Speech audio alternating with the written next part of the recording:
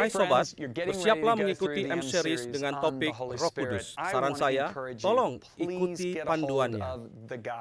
Panduannya adalah tulisan yang ada bersama pesan ini, yaitu perenungan dan buku kerja. Biar saya jelaskan mengapa ini penting. Saya temukan bahwa perenungan menguatkan kita dalam iman dan dalam firman Allah.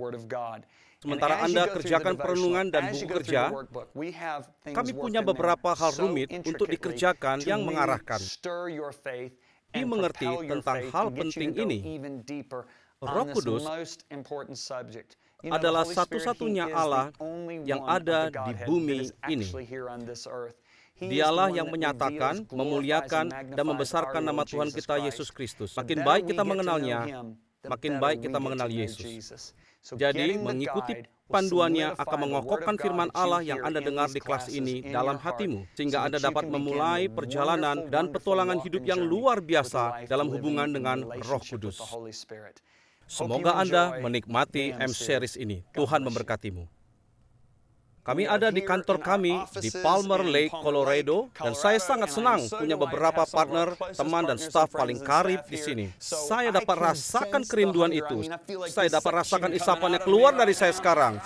Luar biasa. Kalian semua keren. Saya suka melihat kalian. Kurasa karena kalian penuh dengan Roh Kudus.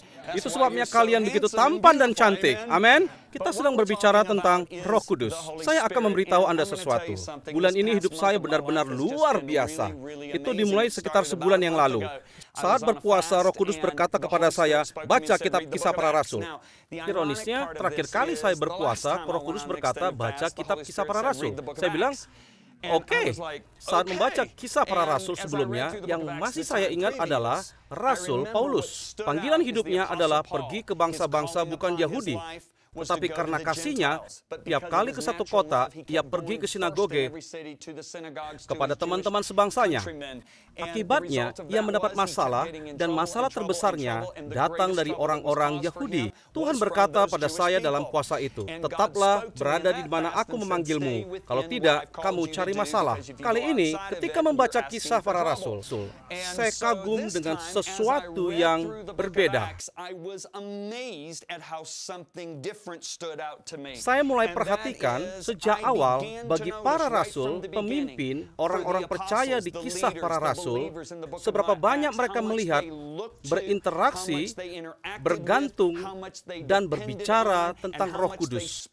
Maksud saya, itu ada di mana-mana, di semua tempat. Dia adalah bagian penting dari hidup mereka dan terlibat dalam semua hal yang mereka lakukan. Dengarlah, telah beberapa catatan dari Kisah Para Rasul. Dan ini belum semua. Seperti ini. Kami adalah saksi dari segala sesuatu itu. Kami dan Roh Kudus. Kita baca, lalu kata Roh kepadaku, pergi bersama mereka. Seorang dari mereka, oleh kuasa Roh, ia mengatakan bahwa seluruh dunia akan ditimpa bahaya kelaparan yang besar oleh karena disuruh Roh Kudus. Sebab adalah keputusan Roh Kudus dan keputusan kami. Roh Kudus mencegah mereka untuk memberitakan Injil di Asia. Mereka mencoba masuk ke Bitinia, tapi Roh Yesus tidak mengizinkan mereka. Paulus didorong oleh Roh Kudus dan bersaksi. Paulus merasa didorong oleh Roh untuk melintasi Makedonia. Roh Kudus memberitahuku dari kota ke kota. Jagalah dirimu dan jagalah seluruh kawanan, karena kamulah yang ditetapkan Roh Kudus menjadi penilik untuk mengembalakan jemaat Allah. Sudahkah kamu menerima Roh Kudus ketika kamu menjadi percaya? Mengapa hatimu dikuasai iblis sehingga engkau mendustai Roh Kudus? Mengapa kamu berdua bersepakat untuk mencobai Roh Tuhan? Kamu selalu menentang Roh Kudus. Sudah lihat berapa banyak mereka bicara tentang Roh Kudus? Saya sedang berpikir, tunggu sebentar, saya tidak menyaksikan hal itu sekarang di zaman saya. Mengapa kita tidak berbicara tentang dia? Jadi di sini saya mau membuat pernyataan pendahuluan yang perlu diterangkan. Pertama, tidak ada hidup Kristen yang sebenarnya tanpa Roh Kudus. Tanpa Roh Kudus, kekristenan akan kering, monoton, dan duniawi. Maka ia hanya akan jadi klub sosial atau lembaga keagamaan.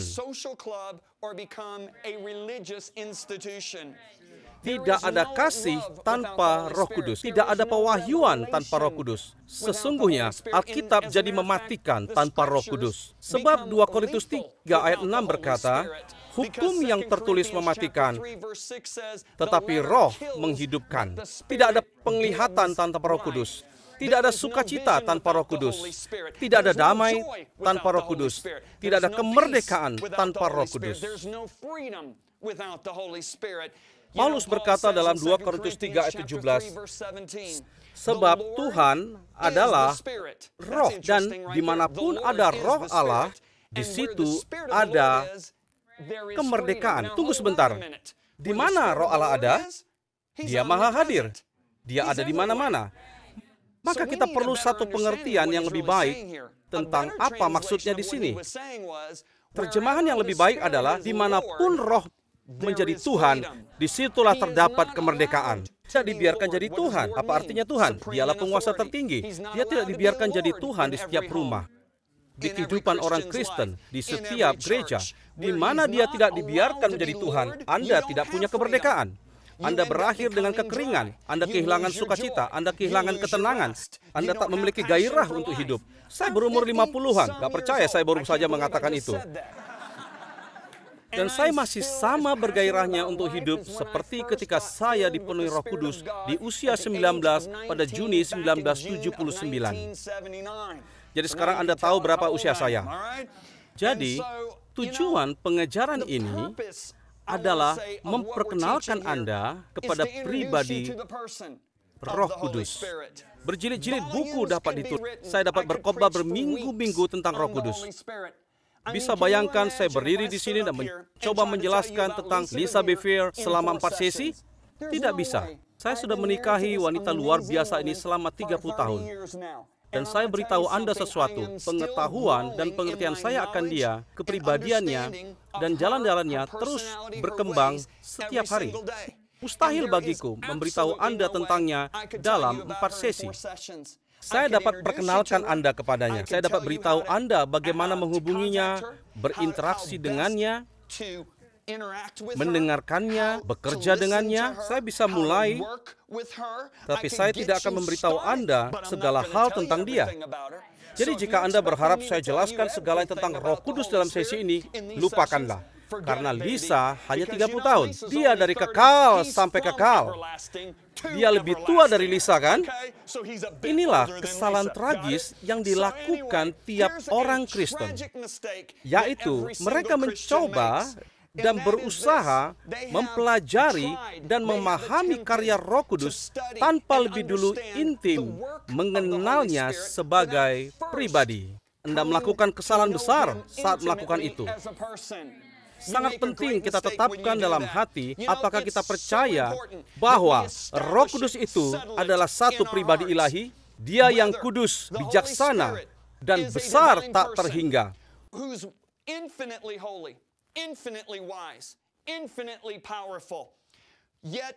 Namun sangat lembut, sensitif, dan sangat berbelas kasihan.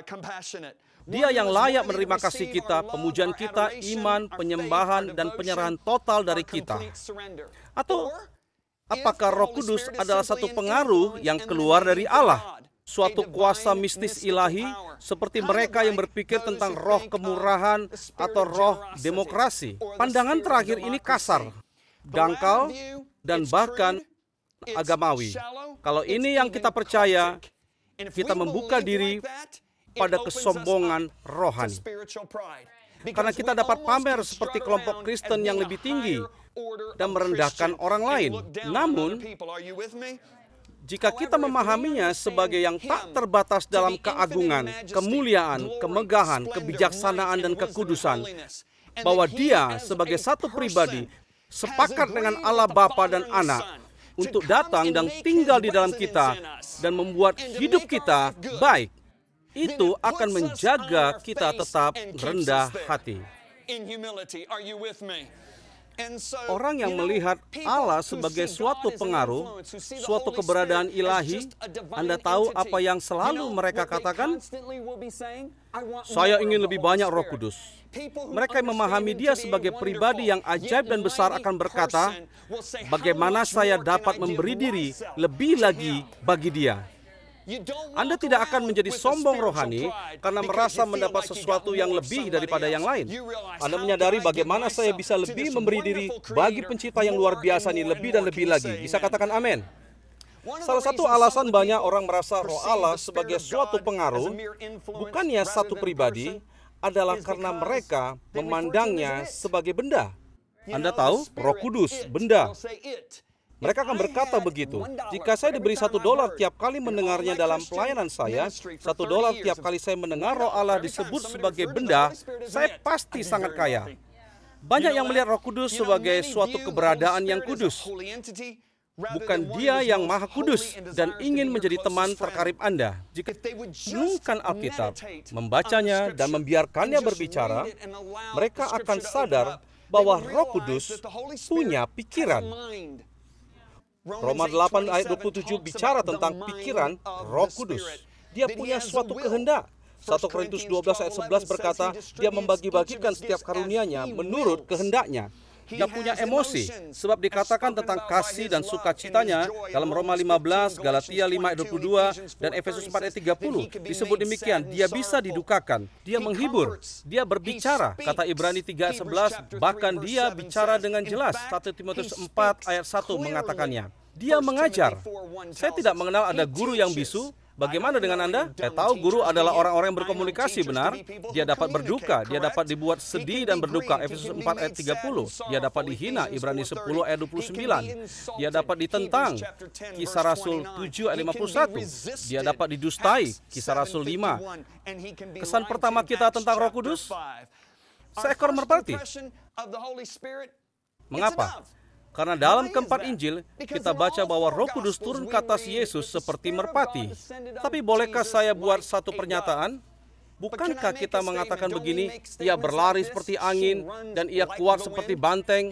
Apakah itu menjadikannya angin atau binatang berkaki 4? Tentu saja tidak. Namun seseorang berkata, ya tapi John, Dia digambarkan seperti nyala api di hadapan tata Allah. Di Alkitab juga dikatakan, aku melihat di tengah-tengah tua-tua itu berdiri anak domba seperti telah disembelih. Yohanes menggambarkan Yesus. Tentu saja Yesus bukan hewan berkaki 4. Yesus bukanlah anak domba, sama seperti Roh Kudus bukanlah api mistis yang menyala di depan tata Allah. Anda mengerti? Jadi siapakah Roh Kudus? Dia adalah pribadi ketiga dari Allah. Kejadian 1 ayat 26 berkata, berfirmanlah Allah, baiklah kita menjadikan manusia menurut gambar dan rupa kita. Menurut gambar dan rupa kita. Allah tidak berkata, baiklah aku menjadi manusia. Baiklah kita menjadikan manusia. Jika Anda lihat Kisah Rasul 10:38, Anda lihat Sang Bapa, Anak, dan Roh Kudus dikenali secara berbeda. Allah mengurapi Yesus dari Nazaret dengan Roh Kudus dan dengan kuat kuasa yang berjalan keliling sambil berbuat baik dan menyembuhkan semua orang yang dikuasai iblis. Allah Bapa mengurapi Yesus dengan Roh Kudus. Ketiganya ada di sini. Ketika Yesus dibaptis Sungai Jordan, ketiganya menyatakan diri sebagai pribadi yang sangat berbeda. Yesus, Tuhan kita, dibaptis oleh Yohanes. Dia muncul, lalu Roh Kudus turun ke atasnya seperti merpati. Dan ada suara Allah Bapa berkata dari sorga, inilah anakku yang kukasihi, kepadanyalah aku berkenan. Jadi, tiga pribadi yang berbeda, tetapi satu Allah. Karena Ulangan 6 ayat 4 berkata, dengarlah hai orang Israel, Tuhan Allah kita, Tuhan itu Esa. Lihat Roma 3 ayat 30. Ada satu Allah yang akan membenarkan. Yakobus 2 ayat 19. Engkau percaya bahwa hanya ada satu Allah saja, itu baik. Satu contoh yang menolong Anda memahaminya adalah air. Berapa banyak Anda tahu air memiliki 3 bentuk? Ada uap, ada cairan, dan ada yang padat, yaitu es. Namun ketiganya memiliki struktur molekul yang persis sama. Tiga bentuk berbeda tetapi tetap satu. Begitulah Bapa, Anak, dan Roh Kudus. Amin. Sebenarnya dialah yang pertama dari anggota kealahan yang muncul dalam Alkitab. Kejadian 1. Pada mulanya Allah menciptakan langit dan bumi. Apa kata ayat 2? Bumi belum berbentuk dan kosong, gelap gulita menutupi samudera raya, dan Roh Allah melayang-layang di atas permukaan air. Dia muncul di Kejadian 1 ayat 2. Jadi siapakah Roh Kudus? Kita perlu bertanya. Dialah pribadi paling ajaib, indah, menakjubkan, baik, lembut, sensitif, hebat di atas muka bumi ini. Anda mungkin berkata, John, di atas muka bumi ini? Saya katakan, ya, di atas muka bumi ini. Anda harus mengerti, Sang Bapa tidak ada di bumi ini. Dia ada di tahtanya. Yesus tidak ada di bumi ini. Saya dengar orang selalu berkata, Yesus ada di hatiku.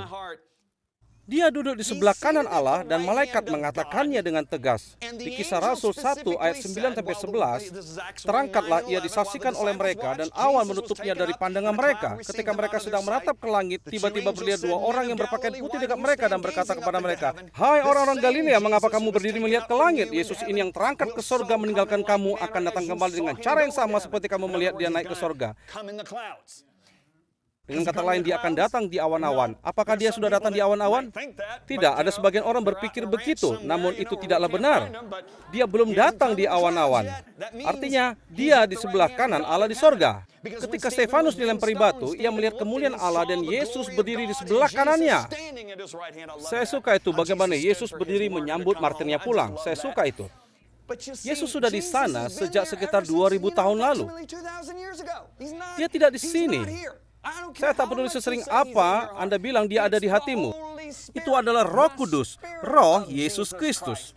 Karena dia dikenal sebagai Roh Allah Bapa. Dalam Matius 10 ayat 20, Yesus berkata, "Karena bukan kamu yang berkata-kata, melainkan Roh Bapamu. Dia yang akan berkata-kata di dalam kamu." Anda tahu siapa yang sedang bicara melalui saya sekarang? Roh Bapakku. Anda tahu, dulu saya biasa merekam khotbah yang akan saya sampaikan. Siapapun yang berkhotbah sebelum mengenalnya adalah hal yang sangat buruk. Mengerikan. Saya tak dapat berkhotbah. Lalu tiba-tiba apa yang terjadi? Roh Bapakku turun atasku dan saya mulai bicara firman Allah. Oh, saya mengasihinya. Dia begitu ajaib. Dia tak pernah meninggalkanku kekeringan. Dia tak pernah meninggalkanku kekeringan. Dia tidak pernah membiarkan atau meninggalkan kita. Dialah Roh Anak Allah. Saya katakan dialah roh dari Allah Anak. Filipi 1 ayat 19. Karena aku tahu bahwa kesudahan semuanya ini ialah keselamatanku oleh doamu dan pertolongan Roh Yesus Kristus. Bagaimana ketiganya bekerja bersama? Baiklah, 1 Korintus 12 ayat 5-7 memberi kita celah memahaminya. Kita baca dan ada rupa-rupa pelayanan tetapi satu Tuhan. Dan ada berbagai perbuatan ajaib, tetapi Allah adalah satu yang mengerjakan semuanya dalam semua orang. Tetapi kepada tiap-tiap orang dikaruniakan pernyataan roh untuk kepentingan bersama. Jadi Anda lihat apa yang ditunjukkannya pada kita. Satu pemahaman tentang bagaimana mereka bekerja bersama. Kita punya Bapa yang bekerja, benar? Ayat 6, dia memulai. Sang Anak menjalankan. Dan Roh Kudus menyatakan. Untuk menolong Anda mengerti, katakanlah kita akan bangun rumah. Oke? Jika hendak membangun rumah, apa yang terjadi? Anda perlu arsitek, kepala tukang, dan orang-orang yang benar-benar membangun rumah, yaitu tukang subkontraktor, bukan? Dalam ilustrasi ini terdengar kasar, namun tepat, Allah adalah sang arsitek. Yesuslah kepala tukang, dan Roh Kuduslah pekerja yang benar-benar membangun rumah itu. Dialah pewujud ciptaan. Anda paham? Yesus berkata, "Tetapi jika aku mengusir setan dengan kuasa Roh Allah, maka sesungguhnya kerajaan Allah sudah datang kepadamu." Matius 28 ayat 12. Anda dengar itu? Tetapi jika aku mengusir setan dengan kuasa Roh Allah, tetapi Injil Lukas mencatatnya begini. Tetapi jika aku mengusir setan dengan jari Allah, Lukas 11 ayat 20. Jadi, situasi persis sama. Matius menulis Roh Allah, Lukas menulis jari Allah. Maka Roh Kudus adalah jari Allah. Ada sesuatu yang perlu Anda pahami. Orang Yunani selalu menulis berdasarkan bentuk. Anda dapat melihat patung-patung dan benda-benda milik mereka. Para penulis Ibrani selalu menulis berdasarkan fungsinya. Itu sebabnya dia bukan benar-benar jari. Ini seperti jika saya berusaha jelaskan bagaimana Roh Kudus itu. Tangan saya mengerjakan apa yang diinginkan kepala saya. Dia dinyatakan sebagai jari Allah, tangan Allah, lengan Allah. Dia melepaskan mereka dengan tangan yang kuat dan lengan yang teracung. Dia melepaskan mereka dengan rohnya. Lihatlah Mazmur 8 ayat 4. Jika aku melihat langitmu, buatan jarimu, bulan dan bintang-bintang yang kau tempatkan. Jadi Roh Kuduslah yang menaruh bintang-bintang di orbitnya. Dia menaruh bulan dan bumi. Sebab dikatakan buatan jarimu, bulan dan bintang-bintang yang kau tempatkan. Dialah yang mewujudkan seluruh ciptaan. Itu sebabnya dia melayang-layang di permukaan air, menunggu sang arsitek memulai dan sang anak mengerjakan. Karena Yesus adalah firman Allah. Maka ketika jadilah terang diucapkan, sang anaklah yang mengerjakan apa yang dikatakan Bapa dan Roh Kudus yang mewujudkannya. Saya suka itu. Sobat, ini sangat baik. Maksudku, ini harus jadi satu ayat favoritku di Alkitab tentang Roh Kudus. Yesaya 40 ayat 12. Siapa dengarkan kata-kata ini, yang menakar air laut dengan lekuk tangannya. Pikirkanlah, dia menggenggam seluruh lautan di tangannya. Siapa yang mengukur langit dengan jengkalnya? Anda dapat melihat Roh Kudus di sini dijelaskan sesuai fungsinya. Siapa yang menyukat debu tanah dengan takaran, menimbang gunung-gunung dengan dacing, atau bukit-bukit dengan neraca? Siapa yang mampu menasihati Roh Tuhan? Siapa yang cukup pintar untuk menasihati atau mengajar dia? Pernahkah Tuhan memerlukan nasihat dari seseorang? Apakah dia perlu diajari tentang apa yang baik? Apakah seseorang mengajarinya apa yang baik dan adil? Tak ada. Sebab bangsa-bangsa adalah seperti setitik air dalam timba. Mereka tak lebih dari debu pada neraca. Dia memungut seluruh bumi seperti sebutir pasir. Yesaya 40 ayat 12 sampai 15. Itulah Roh Tuhan. Anda lihat betapa besarnya dia. Anda memahami betapa besarnya dia. Ingatlah ketika saya katakan dia sepakat dengan Bapa dan Anak untuk tinggal dalam kita. Dia mengenakan rupa kita. Amin. Berkaitan ciptaan manusia, Kejadian 2 ayat 7. Tuhan Allah membentuk manusia itu dari debu tanah dan menghembuskan nafas hidup ke dalam hidungnya dan manusia menjadi makhluk hidup. Siapa yang melakukannya? Roh Kudus. Bagaimana saya tahu? Karena Ayub berkata dalam Ayub 33 ayat 4, Roh Allah telah membuat aku dan nafas yang maha kuasa membuat aku hidup. Dialah yang meniupkan nafas hidup ke hidung Adam. Dan bukan kepada Adam saja, tetapi kita semuanya. Sebab Mazmur 139 ayat 13 berkata, Engkaulah yang membentuk buah pinggangku. Engkau menenun aku dalam kandungan ibuku. Jadi Roh Allah lah yang membentuk semua yang kita lihat. Amsal 26 ayat 10 berkata, Allah yang besar membentuk segala sesuatu. Dialah yang mewujudkan keinginan kreatif dari Bapa. Begitu juga Roh Kudus. Dia Allah. Bagaimana dia digelari? Siapa namanya seperti dinyatakan firman Allah? Dia disebut Roh Kudus 96 kali dalam Alkitab. Dia disebut Roh Tuhan 28 kali. Dia disebut Roh Allah 26 kali. Dia disebut Roh yang kekal. Dia disebut penolong. Dia disebut penghibur. Dia disebut yang kudus. Dia disebut Tuhan. Dia disebut Roh kebenaran. Dia disebut Roh Kristus. Roh nasihat. Roh Bapamu. Roh takut akan Tuhan. Roh kemuliaan, Roh kasih karunia. Dia disebut Roh Yesus Kristus, Roh penghakiman, Roh yang membakar, Roh pengetahuan, Roh kehidupan, Roh kasih, Roh kekuatan, Roh kuasa, Roh nubuat, Roh wahyu, Roh ketertiban, Roh pengertian, Roh hikmat, Roh kekudusan. Saya suka itu. Roh Allah yang kudus. Yesus bergantung pada Roh Kudus. Dia dikandung dari Roh Kudus. Dia diajar oleh Roh Kudus. Dia dimampukan Roh Kudus. Dia tidak melakukan satu mujizat pun hingga dia dibaptis oleh Roh di Sungai Yordan, sebab Injil Yohanes berkata, itulah mujizat pertama yang dilakukannya di Kana, Galilea. Setelah dia dibaptis, Roh turun ke atasnya. Dia dipimpin oleh Roh. Dia hanya menyampaikan apa yang didengarnya dari Roh itu. Yohanes 14 ayat 10. Apa yang aku katakan kepadamu, tidak aku katakan dari diriku sendiri, tapi Bapa yang diam di dalam aku. Perhatikan, Yesus tidak berkata, Bapa di surga, tetapi Bapa di dalam aku. Tunggu sebentar, John. Tunggu sebentar. Maksudmu dia merujuk kepada Roh Kudus sebagai Bapanya? Mengapa tidak?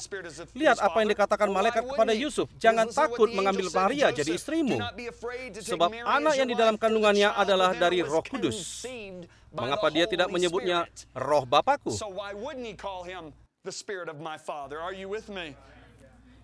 Yesus dan Roh Kudus, mereka bekerja sebagai kesatuan, berdampingan ketika dia di bumi ini. Bahkan Yesus berkata, sang anak tidak dapat melakukan apapun dari dirinya sendiri. Jika Yesus memerlukan kerjasama yang terus-menerus dengan Roh Kudus untuk menyelesaikan misinya, misi yang diberikan oleh Allah, betapa kita lebih memerlukan penguatan Roh untuk menyelesaikan misi kita. Tak ada yang tahu Roh Kudus lebih baik dari Yesus. Maka kita perlu melihat Yesus lebih dulu untuk mengerti bagaimana bergaul dengan pribadi Allah yang ajaib ini. Yesus berkata dalam Yohanes 14 ayat 15, jika kamu mengasihi aku, kamu akan menuruti segala perintahku. Aku akan minta kepada Bapa, dan Ia akan memberikan kepadamu seorang penolong yang lain, supaya Ia menyertai kamu selama-lamanya, yaitu Roh kebenaran. Dunia tidak dapat menerima Dia, yang tidak percaya tidak dapat menerima Dia. Sebab dunia tidak melihat Dia dan tidak melihat Dia, tetapi kamu mengenal Dia, sebab Ia menyertai kamu dan akan diam di dalam kamu. Aku tidak akan meninggalkan kamu sebagai yatim piatu, aku datang kembali kepadamu. Begitu banyak topik, tapi pertama kali Yesus berkata, jika kamu mengasihi aku, kamu akan menuruti segala perintahku. Tidakkah itu menarik?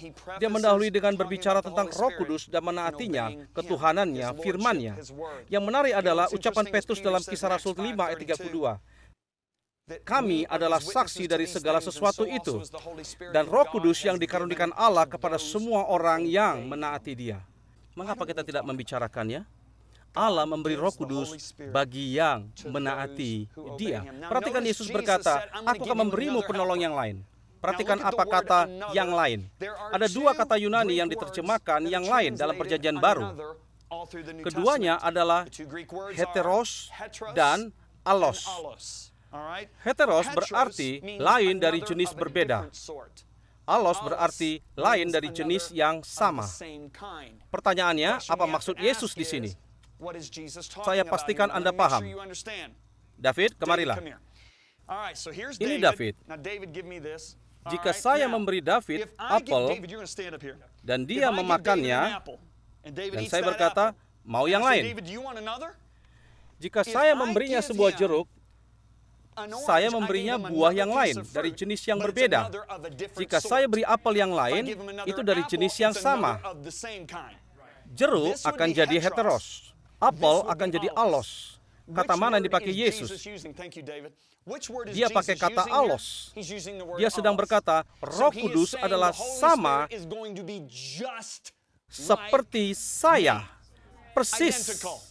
Dia katakan akan ada penolong yang lain. Katakan penolong. Kata Yunaninya adalah parakletos. Menariknya, kata ini dipakai menjelaskan Yesus saat dikatakan kita memiliki seorang pembela bersama Bapa dalam 1 Yohanes pasal 2. Itulah sebenarnya kata yang menjelaskan fungsi Yesus sebagai parakletos. Jadi apa arti kata Yunani ini? Kata ini dipakai menjelaskan seorang pengacara yang akan membela perkara seseorang. Juga, ia adalah penasehat atau pelatih pribadi. Parakletos dapat dipisahkan jadi dua kata, para dan kaleo. Para artinya sangat dekat, bersisian. Paulus memakai kata para untuk menggambarkan hubungannya dengan Timotius. Tak ada yang lebih dekat pada Paulus selain Timotius. Dia pakai kata itu untuk menggambarkan kedekatan Timotius dengannya. Anda mengerti? Istriku, Lisa adalah para bagiku. Tak ada yang lebih dekat padaku di muka bumi ini selain Lisa Beverly. Saya akan gunakan kata itu untuk menggambarkan hubunganku dengannya. Kaleo berarti memberi isyarat atau memanggil. Kata ini sering dipakai dalam Alkitab ketika para rasul menjelaskan panggilan mereka. Ketika Paulus berkata, saya dipanggil menjadi rasul untuk orang-orang non-Yahudi. Anda mengerti? Kata panggilan itu bermakna sebuah takdir dan bersifat permanen. Jadi ketika kedua kata itu disatukan, Anda tahu apa yang Yesus katakan? Roh Kudus secara permanen tinggal bersama kita dan melatih kita berjalan bersama Allah. Inilah panggilan dan tugasnya, dan dia selalu melakukannya. Karena Yesus berkata, dia akan menyertai kamu selamanya. Dia tidak akan membiarkan atau meninggalkanmu. Tidakkah itu baik? Yesus sedang berkata, sebagaimana aku telah bersamamu, begitulah dia akan bersamamu. Sering saya dengar orang berkata, oh, jika Yesus ada di sini, akan kutanyakan banyak pertanyaan. Mengapa tidak Anda tanyakan kepada Roh Kudus? Apakah Anda berpikir dia adalah suatu keberadaan? Apakah Anda berpikir dia hanya suatu pengaruh yang datang dari Allah? Atau apakah Anda sungguh percaya bahwa dia adalah suatu pribadi? Jika Anda percaya dia pribadi, Anda akan bertanya padanya, sebab dia Maha Tahu. Saya sudah katakan sebelumnya, dan saya akan katakan lagi. Saya pikir dia adalah yang paling diabaikan di dalam gereja. Berapa kali kita ke gereja, dan dia bahkan tidak disebut. Berapa kali orang Kristen melalui hari mereka dan tidak menyebutkan satu kata pun kepada dia yang selalu memanggil untuk berjalan bersama mereka. Yesus membuat pernyataan yang mengusik pikiran dalam Yohanes 16 ayat 7. Katanya, namun benar yang kukatakan kepadamu. Berhenti dan pikirkanlah. Dia telah bersama mereka 3,5 tahun dan semua yang dikatakannya terjadi. Dia berkata angin diam dan angin diam. Dia berkata kamu akan menemukan keledai di sini, dan tanpa pergi ke eBay atau Craigslist, dia katakan tepat di mana menemukannya. Dia tahu ada seorang pencuri di antara muridnya, dan itu benar. Dia katakan apa yang terjadi kepadanya di Yerusalem. Para tua-tua menyerahkannya ke tangan para pendosa. Semua yang dikatakannya terjadi. Lalu bagaimana dia membuka kalimatnya setelah 3,5 tahun mereka bersama? Benar yang kukatakan ini kepadamu. Artinya, perkataan ini begitu mengusik pikiran, sehingga dia pastikan mereka mengerti bahwa mereka tahu dia tidak sedang berdusta. Dia yang tak pernah berdusta, harus berkata, benar yang kukatakan kepadamu. Inilah kebenaran. Apa kelanjutan ayatnya? Ada lebih berguna bagi kamu jika aku pergi. Sebab jikalau aku tidak pergi, penghibur itu tidak akan datang kepadamu. Tetapi jikalau aku pergi, aku akan mengutus dia kepadamu. Sekarang versi New Living Translation, saya lebih suka itu. Katanya, yang terbaik bagimu adalah aku pergi. Mengapa yang terbaik bagi kita adalah Yesus pergi? Mengapa? Pikirkanlah, jika Yesus tinggal, kita tidak punya waktu bicara dengan dia atau dia bertemu kita. Kita harus terbang ke Tel Aviv, menyewa mobil, berkendaraan ke Galilea. Dia mudah ditemukan karena ada ribuan orang di sekitarnya. Menunggu giliran mereka dapat ditanyakan sesuatu kepadanya. Anda tahu dia harus tidur, dia harus makan. Maka dia punya 14 jam bagi kita, sementara kerumunan orang datang untuk bicara dengan dia. Namun ketika Anda pikirkan Roh Kudus sama seperti Yesus, mengajar seperti Yesus, menjelaskan tentang Allah seperti Yesus, Roh Kudus tak harus tidur. Dia tak harus makan. Dia dapat melakukan puluhan ribu percakapan dengan orang yang berbeda secara intim. Itulah mengapa Yesus katakan, lebih baik bagimu jika aku pergi. Maka dalam sesi berikut kita akan bicara tentang bagaimana jadi intim dengan Allah yang ajaib ini.